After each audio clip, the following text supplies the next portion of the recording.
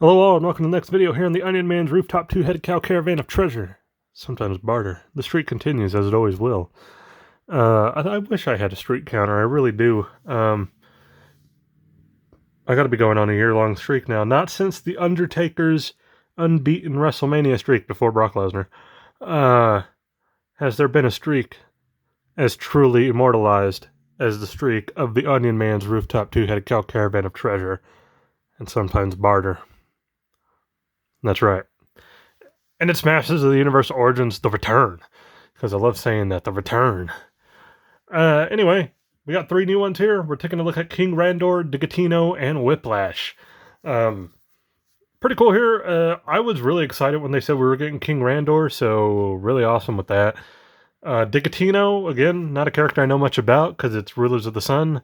But it is what it is. Kind of cool just to see him. And then we got Whiplash over here, so Whiplash, kind of one of the more gimmicky, old-school characters, so I think it's kind of a cool little mixture here. If you want to take a look at the whole set, this set also included an alternate colored trap jaw. I'm going to guess that's like the comic book color, because that seems to be what they're doing. You get the original toy/cartoon look, and then they kind of release these alternate looks, which I guess usually end up being like the comic book look of the character from the time.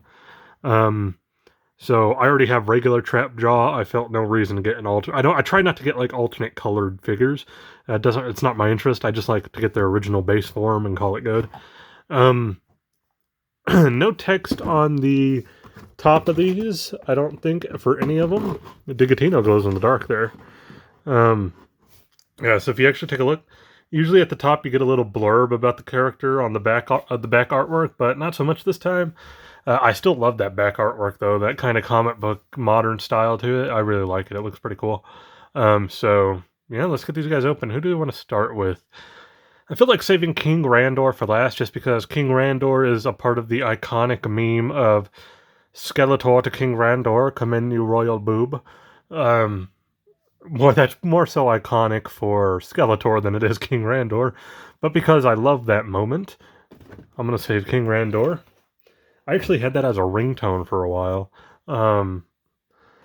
Then we'll start with Whiplash, since he's kind of the more unique-y, gimmicky character out of this bunch. I'm gonna start with him. So we got Whiplash here, Masters of the Universe Origins Whiplash. He's green, he's Whiplash. Looks like he's fighting Fisto up here on the top. Unpunched card, 40 years. Let's go ahead and get into it.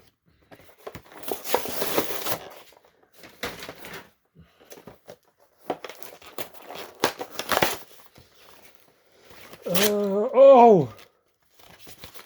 That's not bueno.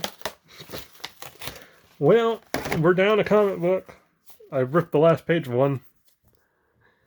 It was right there on the back. I tried to take it out and it just ripped. We got Digitino on here with that weird alternate trap jaw and Whiplash. That sucks. Oh well.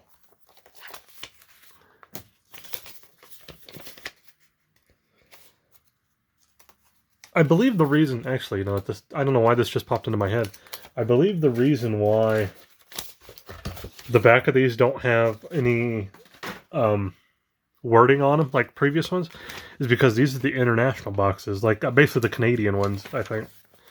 And you'll get a message, like on Big Bad Toy Store, I've gotten a message where they're like, just a heads up, it's changed. We have international boxes instead of North America or American boxes.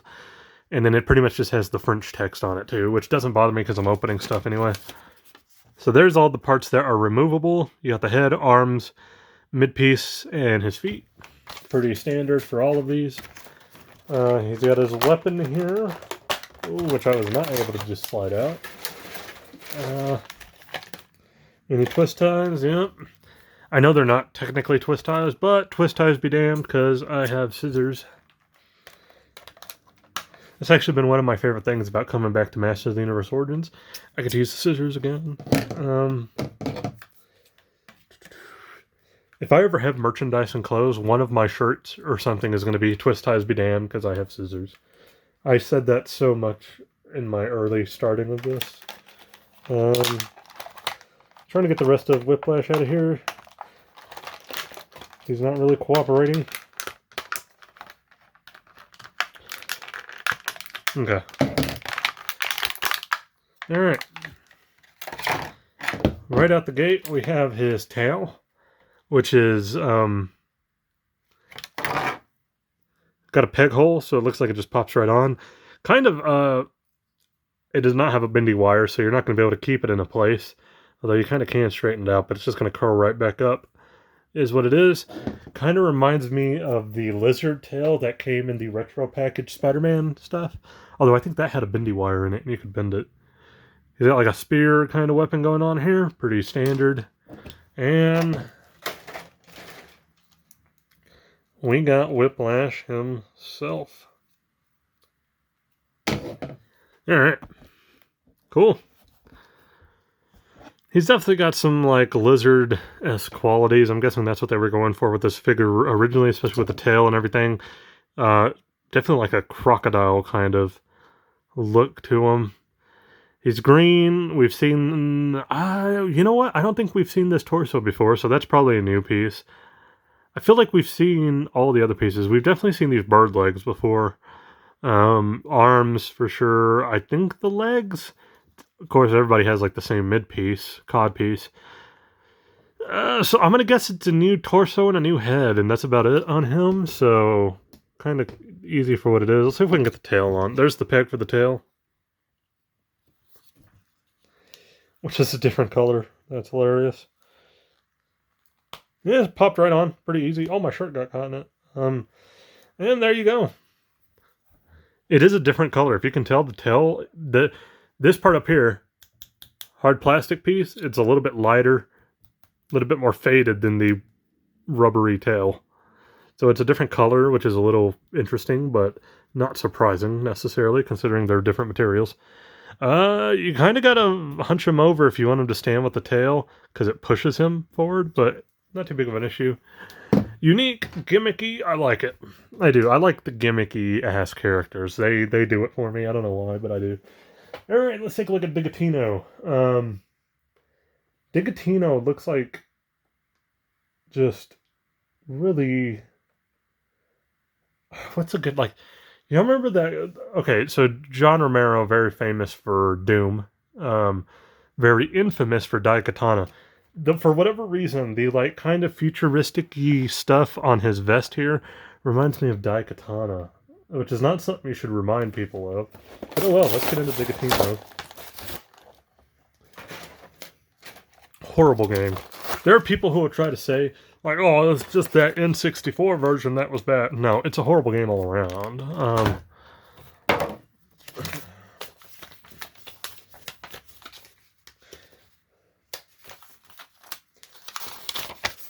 There's the removable pieces, pretty much the same as everybody else. Did not tear the comic book this time, so we got one good comic book out of this, at least so far. And let's get Digitino out. No twisties on him. Fascinating. I didn't have to cut anything. No scissors. No twist ties being damned. And here we go. Pretty simple. His weapon, he's got kind of like a claw spear. It's like you would think that would go with clawful. And here he is. The vest lights up. It's a glow in the dark. If you can kind of tell by the way it looks too. It's got that faded fluorescent coloring to it. But yeah, it does glow in the dark. It glows green. Actually, when I first got this a while back, way a while back, it was sitting on a shelf and I would see it glowing and I'd wake up and I'd be like, oh, damn, Digitino. But this lettering is what I said reminds me of like some weird cyberpunky BS. That being said, I don't know much about Digitino. The only real Ruler of the Sun character I know enough about are like Pigman and Sunman, because I went back and I looked up the history on Sunman and all that stuff, and it's a fascinating story.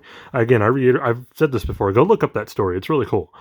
Digitino, I don't really know much about here. I don't even know if I'm pronouncing that right. Is it right? Digitino? I don't know. He's got stars on his boots. He's like a wrestler. Like every wrestler that wore those generic cowboy boots with the stars on them, like Dusty Rhodes, Barry Windham, who else? I'm sure everybody at some point. He's got some diamonds on his gauntlets. 2020 Mattel.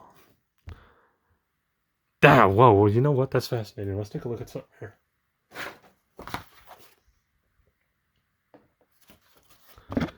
So the back of this says 2022. The copyright on him says 2020. So that's how you know it's a reused piece. Right on the back. It looks like it too. Like it's probably like the generic He-Man one we've got before. But it works for what he is. Again, I should probably read the little mini comic, get a little bit more history on Digitino here. And I have been reading them. I don't sit here and open them up page for page so you can look at them. I don't really want to do that. Although now I am curious. Hold on here. Ooh, okay. So because we've got the international cardings here, this happened a long time ago too, and it happened with specifically the WWE Masters of the Universe, Masters of the WWE Universe, and it was WWE Eternia. It was dumb. It was a crossover. I was a little bit into it first, but then it just got more, what the hell, and the figures got more hard to find, and eventually at some point it became like Canadian exclusive. It was just dumb. It wasn't worth going through the hell to get those figures that it was. And I eventually got them all and was able to get a lot of my money back by just selling them as a big-ass bundle, so I was cool with that. But when you got those like Canadian carded ones with the French language on them too, the comic books lacked words, which this does as well. There's no words here because it's the international release. Fascinating. Now I'm going to have to go and really look up Digitino. Balls. Anyway, last but not least, King Randor. Skeletor to King Randor. Skeletor to King Randor. Come in, you royal boob. That's my weak-ass attempt at a Skeletor impression. But that's what I'll always remember King Randor for.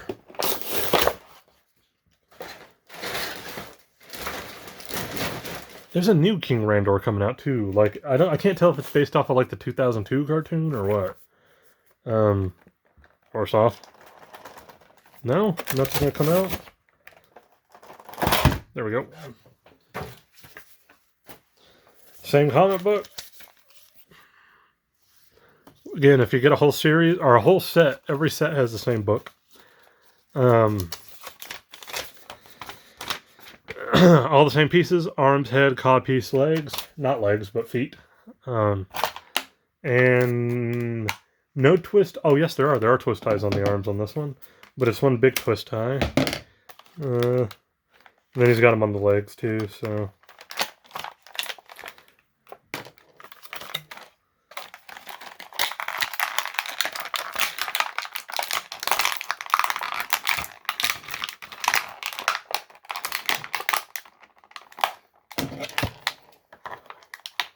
There we go.